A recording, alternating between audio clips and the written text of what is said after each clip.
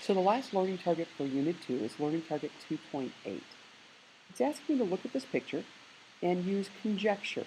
So not just things that I think are true, things that we have shown to be true, to determine whether line K and line L are parallel.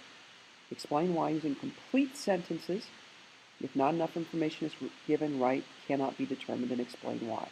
Now, we kind of know, based on what we've done so far, that these two angles should be supplementary.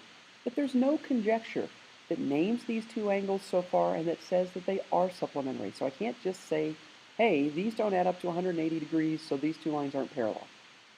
So what I'm going to do instead is I'm going to make an angle 1 out here, and I'm going to use that to talk about this. Now, I already know that K is not parallel to L. Here's my reasoning. The measure of angle 1 has to be, if this picture is true, has to be 128 degrees, because angle 1 and the 52-degree angle form a linear pair and so are supplementary. So if I take 180 minus 52 degrees, I get 128 degrees. And that has to be true, because those are definitely a linear pair.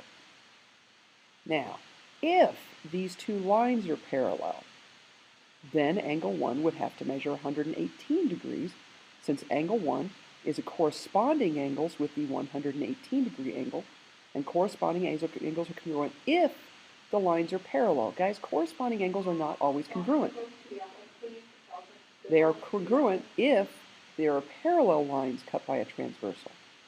So since angle 1 can't measure both 128 degrees and 118 degrees, the lines are not parallel.